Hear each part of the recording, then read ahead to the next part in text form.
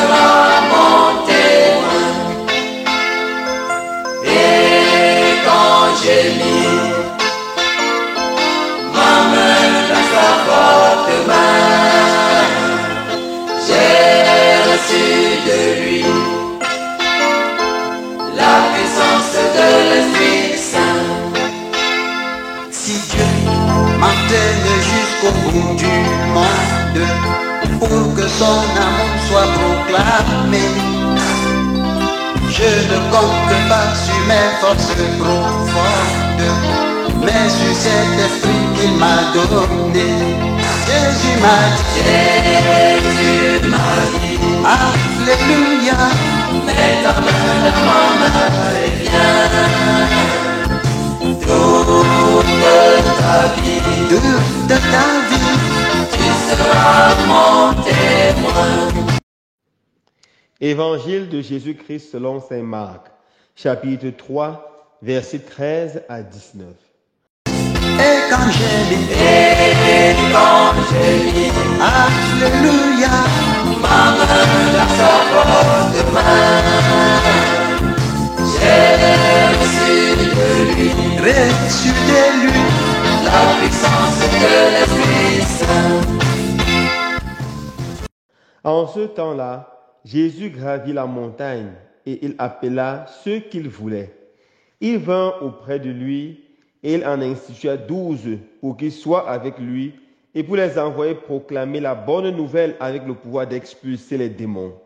Donc il établit les 12. Pierre, c'est le nom qu'il donna à Simon, Jacques fils de Zébédée et Jean le frère de Jacques. Il leur donna le nom de Boanerges, c'est-à-dire fils du tonnerre. André, Philippe, Barthélemy, Matthieu, Thomas, Jacques fils d'Alphée, Thaddée, Simon le Zélote et Judas Iscariote, celui-là même qui le livra. Acclamons la parole de Dieu. Louange à toi, Seigneur Jésus.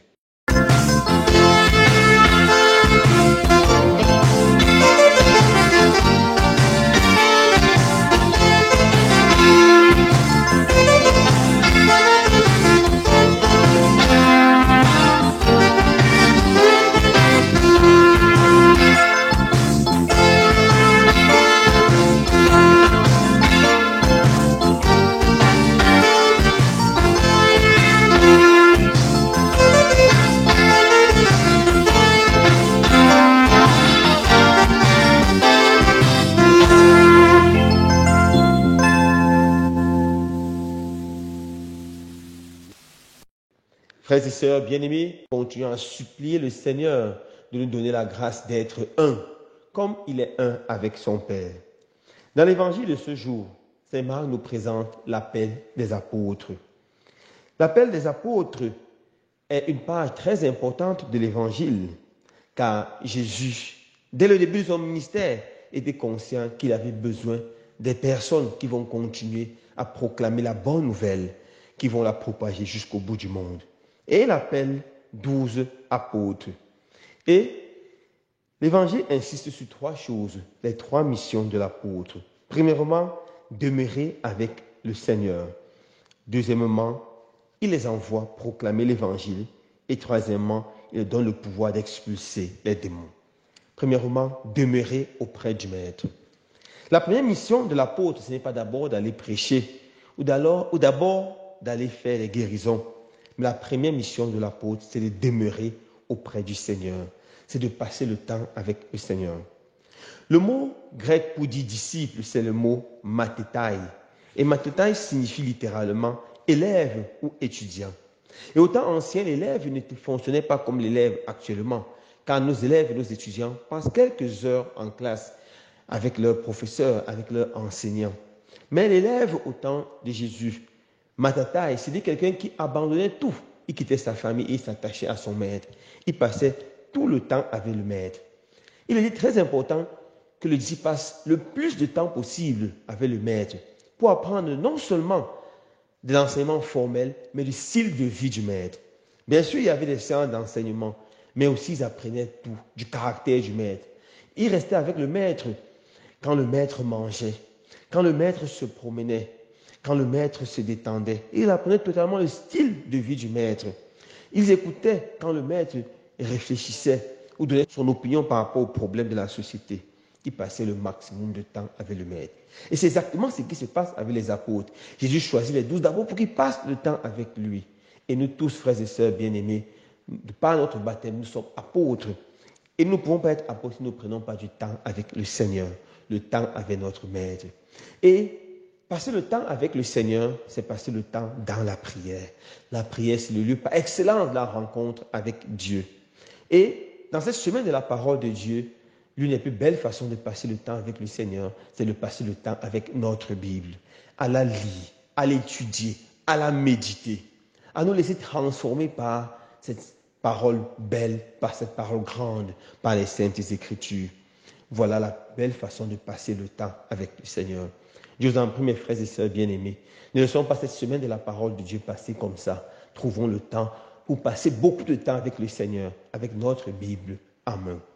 Et toutes les autres formes de prière restent aussi grandes. L'adoration eucharistique, une prière que le curé d'Ars chérissait. Il passait de longues heures au pied du Seigneur. Lorsque nous passons le temps au pied du Seigneur, la deuxième mission apparaît directement, l'évangélisation. L'évangélisation naît de la compassion. Lorsqu'on passe le temps avec le Seigneur ouvre nos yeux. Il nous donne de regarder le monde qui souffre, le monde qui a besoin de lui, le monde qui a besoin de la bonne nouvelle. Il allume dans nos cœurs le désir d'être missionnaire. C'est pour ça que j'aime beaucoup ce chant. Jésus m'a dit, mets ta main dans ma main et viens, et toute ma vie, tu seras mon témoin. Le premier couplet de ce chant extraordinaire, c'est quelqu'un qui a passé du temps à prier. Et dans la prière, le Seigneur a ouvert ses yeux. Et tout de lui, il commence à voir tant de souffrances, tant de cœurs qui sont si malheureux. Et c'est pour ça qu'il demande à l'Esprit de donner la force de rompre son silence pour crier partout la bonne nouvelle. Le temps que nous passons au pied du Seigneur, dans sa parole, dans l'adoration eucharistique, allume dans nos cœurs une compassion pour nos frères qui ne connaissent pas Jésus et allume en nous le désir d'annoncer l'Évangile. Ainsi, nous avons la force, le courage de parler de Jésus au monde entier. Et la troisième chose, c'est le pouvoir d'expulser les démons ou encore le pouvoir de faire les miracles. Nous devons très bien comprendre la logique ici, mes frères et sœurs. Il n'est pas question de mettre les miracles, les pouvoirs de guérison, de chasser les démons en premier lieu. C'est une conséquence logique des deux premières missions de l'apôtre, demeurer avec le Seigneur et annoncer l'Évangile.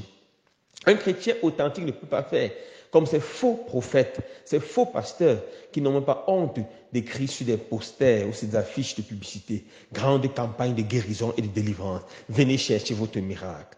Jamais Jésus n'a fait quelque chose pareil dans sa vie. Jamais un apôtre n'a fait cela. Ils se sont contentés de prêcher la bonne nouvelle et le Seigneur a fait des merveilles. Si nous appliquons à prêcher la bonne nouvelle, le Seigneur fera des merveilles. L'un des cas très beau est celui du Saint curé d'Ars. Lorsqu'il est arrivé dans sa paroisse, Ars, c'était une paroisse où les gens vivaient loin de Dieu, en ennemi de Dieu. Ils n'avaient aucune culture religieuse. Alors, premièrement, il a commencé à passer le temps avec le Seigneur. Il passait de longues heures devant le Saint-Sacrement. Il passait souvent des nuits entières à adorer Jésus. Et par sa prière, dans sa prière, le Seigneur lui a donné la force de prêcher l'Évangile. Il a commencé à annoncer l'Évangile avec beaucoup de force, prêcher la catéchèse, former le peuple. Et les miracles ont survenu. Tellement de conversion, tellement de guérison, tellement de délivrance. C'est ça la logique du Seigneur.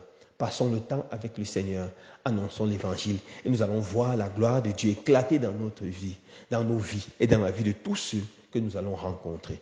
Que le Seigneur nous donne la grâce d'ouvrir nos cœurs et d'écouter sa voix qui nous appelle à devenir des apôtres, à devenir des hommes et des femmes qui vont passer le temps avec lui, qui vont annoncer l'Évangile et qui par leur vie et leur simplicité vont faire le Seigneur réaliser des miracles dans ce monde. Loué soit Jésus-Christ.